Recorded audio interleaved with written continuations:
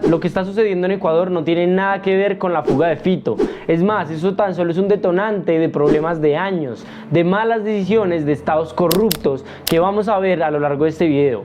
¿Qué tiene que ver la dolarización en este problema? ¿Cómo los delincuentes se apoderaron de las cárceles? ¿Y por qué absolutamente nadie dice nada? Pues estas respuestas las encontrarás en este video.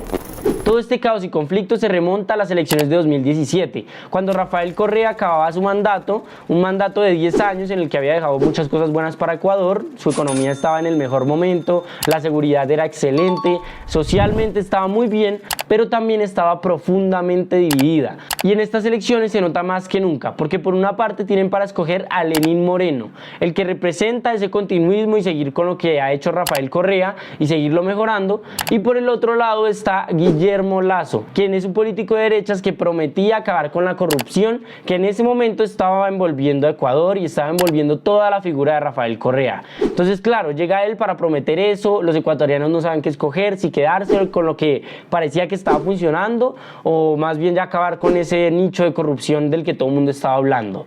A la final escogen quedarse con Lenín Moreno, el que representaría a Rafael Correa, pero que lo haría exageradamente mal, porque realmente este tipo nunca tuvo los ideales de Rafael Correa y poco a poco iría mostrando sus verdaderas intenciones, que era ser un libertario que hizo cosas como, por ejemplo, eliminar los ministerios de justicia, de interior, el de derechos humanos. Claramente terribles decisiones que irían de la mano con la corrupción que estaba empezando a literalmente estar en todos los órganos, en todas las extensiones del Estado.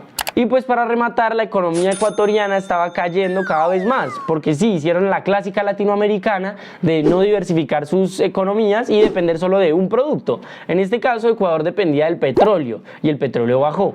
Entonces, ¿qué hizo Rafael Correa en su administración? Pues endeudarse para seguirle manteniendo la vida a los ecuatorianos y ecuatorianas. Pero Lenín ya no iba a poder hacer eso, entonces, ¿qué tenía que hacer? Empezar a reducir y hacer recortes. Porque claro, entre que no había plata, había deuda y se robaban todo, pues literalmente no alcanzaba para nada ni para nadie. Entonces esto disminuyó la calidad de vida de los ecuatorianos y ecuatorianas, que cada vez veían más necesidades y sobre todo en los barrios populares en los que estaban llenos de jóvenes.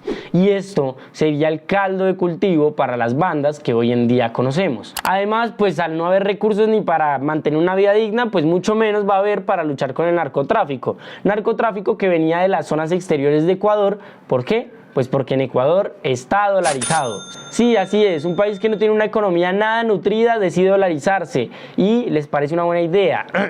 Eso me recuerda a alguien, ve, más extraño. Bueno, continuemos. El caso es que sí, está dolarizado. Entonces, ¿qué pasa? Pues que es la manera perfecta para lavar dinero en todo el narcotráfico latinoamericano.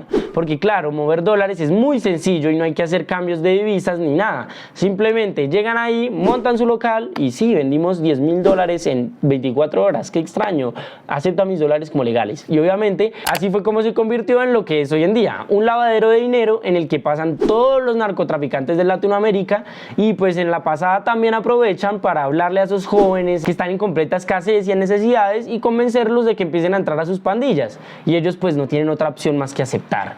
Entonces sí, cada vez se hacía más fuerte el negocio de la en Ecuador y cada vez se hacían más fuertes las pandillas en Ecuador, pues porque era la única opción para esas personas humildes. Y esto se agravaría aún más en el 2021, en las elecciones de 2021, donde la gente escogería a Guillermo Lasso. Efectivamente, sí, porque así pensamos todos los latinoamericanos. Creemos que claro, como no funcionó uno y ese se supone ese uno que no funcionó, que es Lenin, pues se suponía que era de izquierdas, entonces escogamos al que es del otro bando totalmente contrario, que seguro ese soluciona todo mágicamente. Obviamente, sí, hagamos eso. Entonces, claro, escogen a Guillermo Lasso de derechas y lo que pasa es que, ¿qué? Pues que se agrava todo aún más. Es que vean la gráfica de violencia. En el año 2021 vean lo que subió, es exagerado. Y esto pasa porque Guillermo Lasso perdió por completo el poder en las cárceles. Pero perdido es perdido. Es que actualmente en las cárceles se trafica con armas como si estuvieran vendiendo salchipapas. Incluso venden salchipapas. Hay carretas de salchipapas dentro de la cárcel. Los presos cogen y suben a los techos, se contestan sus llamadas tranquilamente en sus hamacas en las que se balancean tan tranquilos como siempre,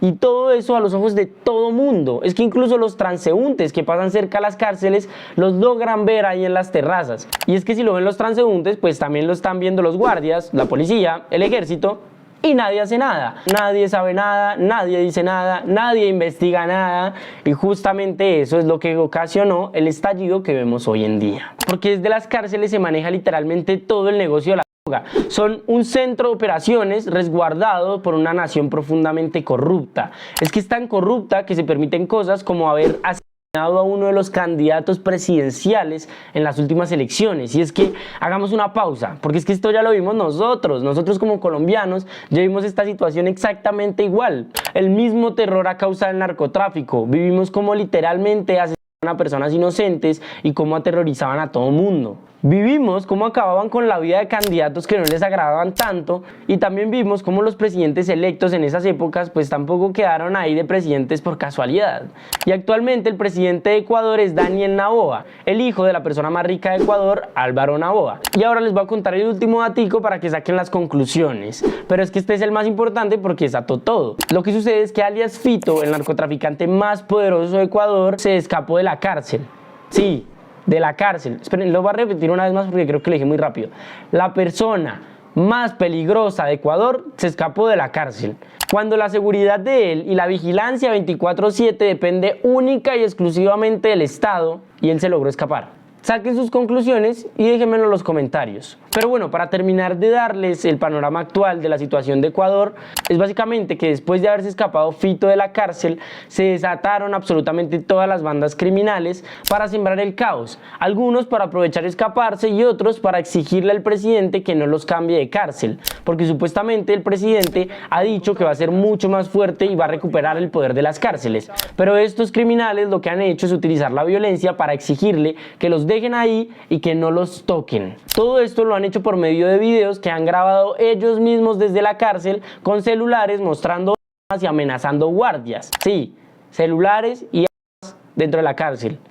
Oh, sorpresa. En conclusión, es una respuesta violenta a las medidas estrictas de Daniel Noboa. Eso es lo que se supone que es. Habrá que ver más adelante cómo se desarrolla esto, qué creen que termine de suceder. Actualmente Daniel Noboa declaró el estado de excepción, que es básicamente que la fuerza pública puede hacer casi que lo que quiera, entre comillas, o sea, puede allanar una casa sin un permiso, puede utilizar armas.